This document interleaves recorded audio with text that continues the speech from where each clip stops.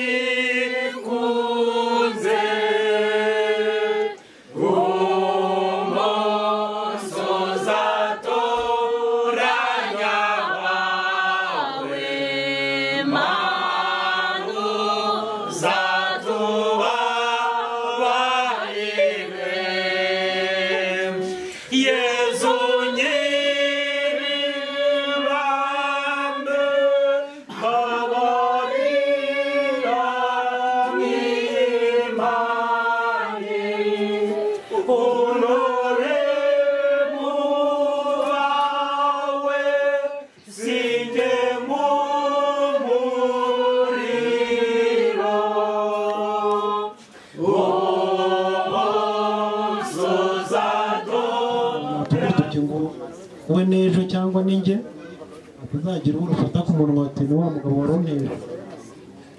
Ariko twese niyo nzira, ntabwo rutwara ushaje, ntabwo rutwara uruhinja, ahubwo iyo Imana yemeye yavuze ngo ndaguhamagaye uri we wese isaha iyo yose ntagihinduka. Nubwo rero tugira ubwoba cyangwa tugacika intege z'imibiri, ariko kuwemeye Nyagasani Yezu cyangwa Yesu, muzi ko dukubutse cyangwa tukiri mu bihe bya Pasika, bidutinyura, bidukomeza dutinyuka urupfu, kuko nawe yaruciyemo. Umwami wacu nawe yaruciyemo kugira ngo nirutugeraho tubashe gukomera. Iyo twemera rero gupfana nawe tukazukana nawe, ubwo urupfu amarira ashobora kuza, nibyo nurira ntugire ngo hari ikibazo gihari. Kurira biremewe, kubabara biremewe, kubera ko iyo ubuze uwawe umubiri ugira ibibazo, kuko umubiri ni umunyantege nkeya. Rero uyu munsi ni Emile turi mu guherekeza, ejo wakuzuzaho nawe. Icyangombwa gusa ni uko tumenya ko uyu munsi natwe dutegereje, nta kigomba kubihindura. Waba mugufi, waba muremure, waba inzobe, waba wirabura, twese niyo nzira. Kugira ngo rero dukoreshe igihe cyacu neza, niba twarangije gusezera ntawe usigaye, dufite gahunda ya padiri muzi bitagihinduka. Isaa sita yatubwiye ngo tube turi mu myanya hariya neza mu kiliziya. Rero bitewe n'imbaraga zacu turatambuka neza, tujye hariya haruguru ku kiliziya, aho Emile yasengeye igihe kirekire, yakoreye umurimo w'ubutumwa. Hanyuma niho tujya tukajya gusenga tudasengera Emile, ahubwo natwe ubwacu twisengera, kuko we urugendo rwe yarurangije. Ntabwo tumufataho umwanya cyane, ahubwo turaba tubwira imitima yacu ngo bimeze bite twebwe. Turacyasezera mukecuru, komeza hariya cyangwa nushaka kuzamukiraho imbaraga zawe. Rero kubamaje gusezera, nta magambo turi buvugire hano yandi. Amagambo turi buyavugire haruguru mu kiliziya, bari buvuge ku mibereho, ubuzima bwa inshuti yacu, umuvandimwe wacu, umubyeyi wacu. Amagambo yose turi buvuge turavugira haruguru ku kiliziya. Umwanya ukura bumeze n'ibitadukundira ko tuvugira twese abateguwe, turakomereza hakurya aho tujya gushyingura umubiri we Umusave. Turi bukomereze iyo tugira ibindi tuvugirayo. Rero dukomeza kuvuga ngo mwakoze cyane uyu murimo mwiza wo kwitanga, muza kudufasha guherekeza umuvandimwe wacu, inshuti yanyu, umubyeyi.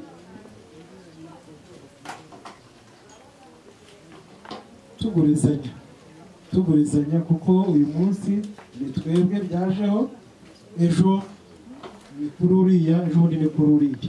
Ubwo rero tugiye gutambuka twerekeza ku kiliziya.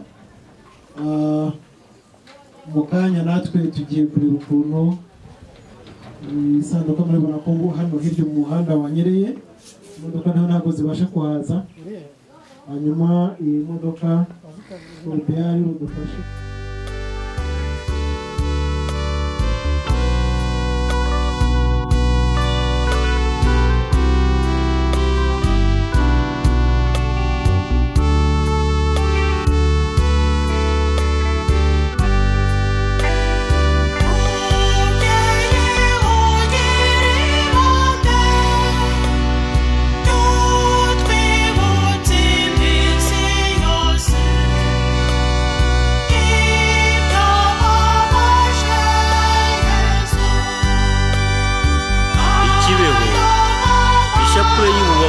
Bikira Mariya yahawe Mukangabu Mariya Karara ho gutumwa.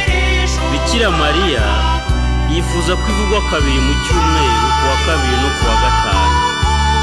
Hatangirira isengesho. Mana yanjye, ngutuye ishapule y'ububabare kubera ikuzo ryawe ritagatifu, ngo nubahe umubyeyi wawe mutagatifu mu kuzirikana no gusangira nawe ububabare bwe. Ndakwinginze mubyeyi utagira inenge, ngo undonkere hamwe n'abanyabyaha bose ukwicuza gushyitse kubera amarira wasutse muri icyo gihe cy'amayobera. Nyuma y'iryo sengesho havugwa ndakuramutsa Mariya eshatu na dawe uri mu ijuru eshatu. Ubundi hakaririmbwa mubyeyi ugira ibambe cyangwa ikavugwa mu magambo. Ibyo birangiye hatangira kuvugwa imibabaro. Iyi shapule ifite imibabaro 7 ariyo tugiye kubabwira.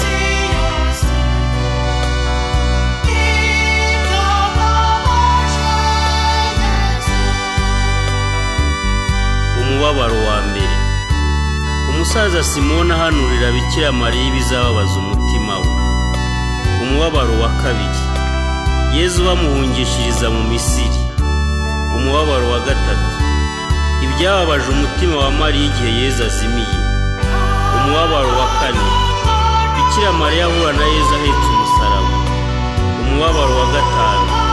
Bikira Mariya ahagaze munsi y'umusaraba wa Yezu. Umubabaro wa gatandatu. Bikira Mariya yakira umurambo wa Yezu mu maboko ye. Umubabaro wa karindwi. Bikira Mariya ashyira umurambo wa Yezu